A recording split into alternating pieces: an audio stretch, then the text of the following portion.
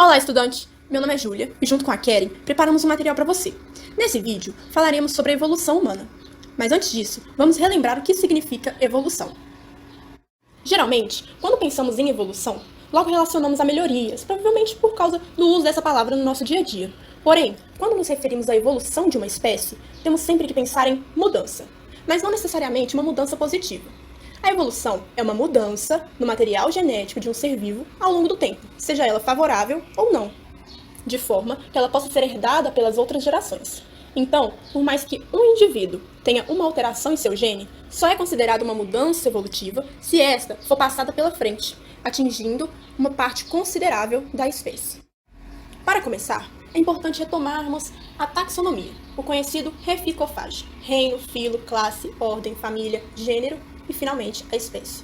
Nós humanos estamos classificados da seguinte forma: domínio Eucária, reino Animalia, filo Chordata, classe Mammalia, ordem Primatas, família Hominidae, gênero Homo e espécie Homo sapiens. Nesse vídeo será apresentado as espécies do gênero Homo, mais importantes para a nossa história evolutiva. É muito importante lembrar que as informações que serão apresentadas aqui são as hipóteses mais aceitas no meio científico. Então, apesar de não serem verdades absolutas, tem muito estudo e evidências por trás que apontam as conclusões que chegamos hoje em dia, certo? Agora que você relembrou o conceito de evolução e como é a nossa classificação taxonômica, qual é a história da evolução humana? Você já se perguntou quantas espécies de humanos já existiram e quando elas existiram? Agora, nós vamos voltar a 7 milhões de anos atrás, em algum lugar do continente africano. Lá, uma população de primatas se dividiu em chimpanzés e ancestrais dos humanos. Os gorilas e orangotangos, apesar de também pertencerem à família dos hominídeos, tomaram caminhos diferentes na evolução há mais de 9 milhões de anos. Então, por causa do parentesco mais recente entre chimpanzés e humanos, eles compartilham 98,7% do DNA. Muito tempo depois, há aproximadamente 2 milhões de anos, surge a primeira espécie do gênero Homo. Essa espécie surgiu, muito provavelmente, a partir de um gênero mais antigo de primatas, chamado Australopithecus, como a famosa luz, que povoaram o norte da África, da Europa e da Ásia. Apesar de terem sido identificadas mais de 10 espécies do gênero Homo, vamos falar das 5 mais importantes para a nossa história: Homo habilis, Homo erectus, Homo heidelbergensis, Homo neanderthalensis e, claro, a nossa, Homo sapiens. A espécie Homo habilis é a mais antiga do nosso gênero e viveu entre 2,6 e 1,4 milhões de anos atrás na África.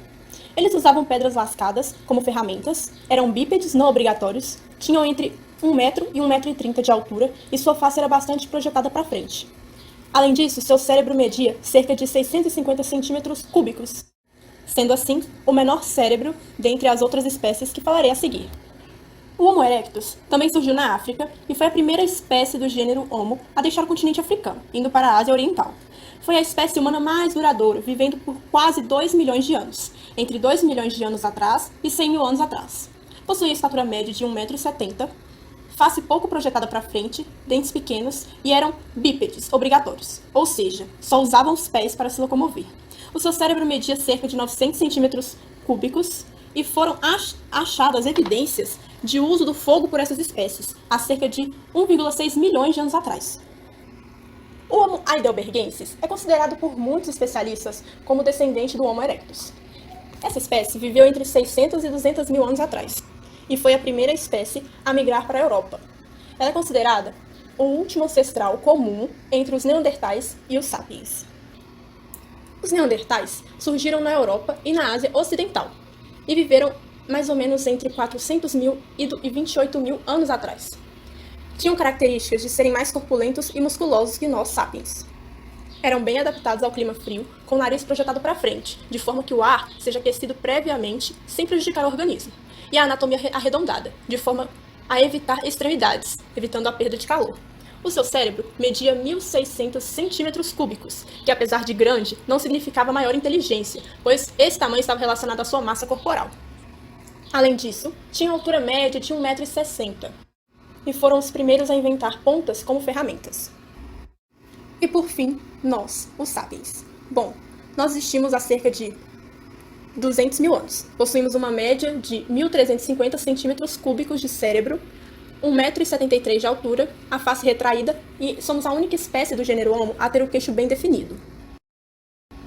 Nos últimos 50 anos, passamos a ser a única espécie a questionar coisas que os nossos parentes não haviam se perguntado antes, como qual o sentido da vida? Reflexões profundas desse tipo nos proporcionaram uma explosão de criatividade nas áreas de arte, ciências e tecnologia. Mas isso também traz uma agonia e necessidade de atribuir significados a tudo. Deixando a parte filosófica de lado, os sapiens estão presentes no planeta há 28 mil anos sem outra espécie do gênero Homo, que seja competidora ecológico e intelectualmente. E nós estamos sozinhos, sem nenhuma outra espécie Homo, há mais de 10 mil anos.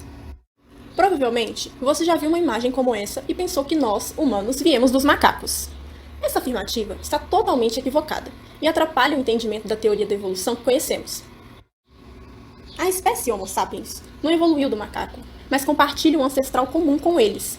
Os nossos ancestrais comuns, em relação a outra espécie, não existem mais. Seja porque entraram em extinção, ou porque adquiriram tanta modificação que as espécies atuais não podem mais ser consideradas nossos ancestrais. Durante essa videoaula, vimos sobre evolução e conhecemos algumas das principais espécies do gênero Homo. Mas você já se perguntou como os cientistas e pesquisadores sabem de tudo isso, mesmo tendo acontecido há muito tempo atrás? Bom, existem 3 abordagens mais utilizadas para estudar a colonização da Terra: o estudo dos registros fósseis dos animais do gênero Homo e o estudo dos materiais produzidos por esses indivíduos, ambos na arqueologia, assim como o estudo do material genético das populações atuais na área da genética. Vamos começar pelos fósseis. Eles são importantíssimos por serem evidências diretas da presença em uma determinada área. Já os materiais produzidos, como ponta de flecha, pedras lascadas e cerâmica, são evidências indiretas, e por isso, frequentemente, não são utilizados como única evidência para comprovar a passagem do homem moderno, ou de qualquer hominídeo, por uma região. Após um arqueólogo encontrar um fragmento de fóssil, ou um pedaço de cerâmica, ele vai estimar a idade do material, através da datação de rochas magmáticas ou carvão na região onde o material foi encontrado. Esse procedimento é feito porque muitas vezes o fóssil foi mineralizado e isso impossibilita a datação. Já a partir do material genético das populações atuais, os cientistas conseguem inferir o movimento de dispersão, distribuição das populações do passado, pois os eventos reprodutivos que deram origem a uma pessoa ficam de certa forma marcados no DNA. Nós esperamos que você tenha aprendido um pouco mais sobre a evolução humana com esse material e que possa ensinar para os seus colegas e familiares sobre esse assunto tão incrível que muita gente não conhece. Bons estudos e até a próxima!